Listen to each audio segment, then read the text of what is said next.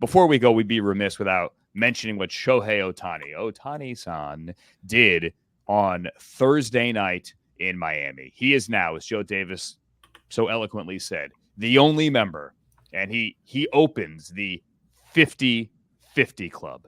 50 home runs, 50 stolen bases. When I was a kid, I remember the hubbub on Jose Canseco going 40-40. Oh my gosh, I can't believe anybody went 40-40. Well, it took a couple of decades, but somebody finally went 50-50. And then Shohei Ohtani hit number 51. Now, he did it off a second baseman, okay? And they scored 20 runs in that game. And the fact that he hit it off a second baseman is a bit of a joke. But hey, good for you, Vidal Brujan. You are now in the record books as giving up Shohei's 51st. There is no negativity here from me. Like there is no way to like draw an analogy or try to say whose season was better. I know some people want to do who's better, Aaron Judge or Shohei this year. It doesn't matter. Let's just celebrate the greatness because what Shohei did last night, he went 6 for 6. He drove in 10. Now, the all-time record is 12 in a game. The all-time record for hits in a game is 7. He didn't get to either, but just on a pedestal, you'll never see a box score like that again. 6-6, 10. I mean, come on. It was, you're going to remember where you were. It was one of those nights you'll remember where you were, and Shohei Ohtani did what he did. Now, the one thing that stood out to me is I thought in this day and age of pickoff rules now, because you can only throw over twice, and after the second pickoff attempt, the runner knows you can't throw. He's got a free pass to go. Now, he's still got to get there, but they can't hold him on. How many of those stolen bases came after 2 pickoff attempts? Because it is much easier now, bigger bases as well, to steal a base. And the answer is for Shohei, who we see right here, and he stole third last night. I don't know how he beat that one. Was only 3. Only 3 of his 50 stolen bases came after 2 pickoff attempts, and he knew he was free to run. 4 times did he try. 3 times did he actually make it. So I can't nitpick this one, Sam. It is a moment of historic greatness, and it should be celebrated any and everywhere where baseball is played. Let's please allow it to be that, Andrew, because it was truly spectacular. And again, like you said, there's nearly nothing. There's not an argument here to be had per se. But let's just say this and remind everybody, because it does flash on the screen. Now, there were a few things to put the game in context. Like you said, maybe not the greatest game individually of all time, because there were others, and you talked about the 12 RBI and the 7 hits, etc. But considering the game clinches a playoff berth for the Dodgers, considering it's his first season as a Dodger, not in LA, but as a Dodger, and considering it is on a season which is now stamping his MVP ticket, there's a lot that goes along with that. And of course, chasing 50-50 on top of it. So for it to be a historic night in regards to that, it was legendarily, as you said, we will remember. We have a friend who has a birthday on September 19th. Chris Morales, happy birthday. Yes, forever September 19th will now on my calendar be changed from Chris Morales' birthday to Shohei Ohtani Day. That's just it. For me, that's what it will be. And when you consider what this season was going to be, Andrew, coming into the season though, Andrew, with what happened with Ipe, the interpreter, there was so much, considering what his contract was with the Dodgers and what you could clearly say, oh, will he live up to the money in a season where we know he's not going to pitch?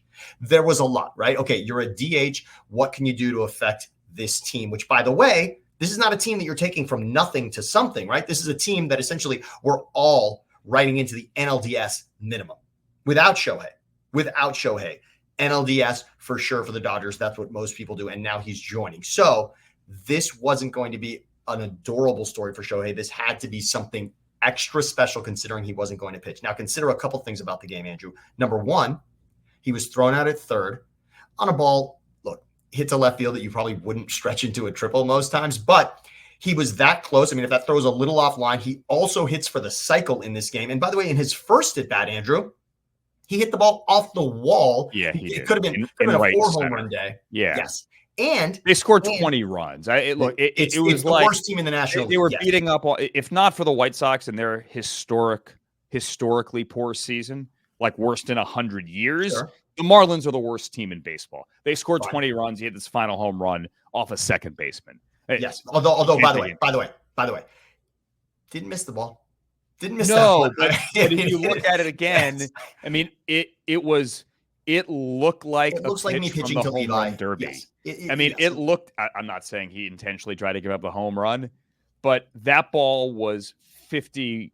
I don't know what the gun was. I bet you it was 55 miles an hour. And it was the old man at the home run derby who's just going like I mean, it's almost like he threw it from the front of the mound.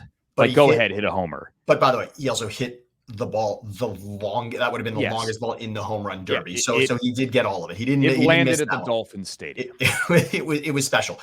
I just want to stamp it with this, Andrew. First playoff berth for Shohei Ohtani. So that did flash on the screen at one point during the broadcast. Thank you to the Dodgers for signing Shohei Ohtani to this legendary contract. And here's why. Now, you know my family, even though there's Philadelphia in our roots, the one team that my dad borrowed when he came here over 40 years ago was the Angels. So somehow I root for all of these Philadelphia teams and then this special place in my heart for the Angels. It's random, but it happened. My dad wanted to go to baseball games, didn't want to have the conflict of Dodgers, Phillies, National League, became an Angels fan. There you have it. But thank you, Dodgers, for giving this astronomical contract to Shohei Ohtani so that we can see him, Andrew, in this way. And a tip of the cap to Travis Rogers, who pointed this out. Mike Trout, the best player in baseball. Travis Rogers, an LA Sports Talk show host. LA Sports Talk show host who we know for years, who Rams produced, exactly. Pre and Post, produced Jim Rome for many, many years, and a dear friend to both of us. He made a great point about Mike Trout's career. 10 seasons of being arguably, and many of those seasons not arguably, the best player in baseball. We saw Mike Trout for 3 losses to the Royals in the playoffs. Sure. That's all we've seen in 2014 from Mike Trout in the postseason. Seeing the best players on the biggest stage in the biggest moments, that's what we want to see. And with Mike Trout, we've been robbed of that. And in Anaheim, Los Angeles of Anaheim for the Angels, Shohei Ohtani over the course of 6 seasons, 1 of those was Rookie of the Year, and 2 of those was MVP. And how many times was he in the postseason with Mike Trout as his teammate? 0 games, 0 at-bats for Shohei Ohtani in the postseason. So much so that as an Angels fan, the most exciting moment that mattered more than anything else for an Angels fan involving Shohei Ohtani's career, where was it, Andrew? The World Baseball Classic, when he strikes out Mike Trout. So that's it. I would just say this in closing. Much like the overwhelming majority of his salary, the Dodgers and their fans hope that he is going to defer some of these home runs until October because the Dodgers, much like the Cowboys, these 6 months are nice. Show me something in October. Okay. In something other than a COVID year in the World Series in Dallas. Show me something in October. And that's what Dodgers fans are, fingers crossed, hoping that they get. And quickly, Andrew, quickly on that, there's the debate percolating about October. And we said it, he's going to be the MVP in a season where he did not pitch at all. Yeah, don't pitch him. It's malpractice. We're both just nodding our heads. Leave it alone. Yeah, leave it alone.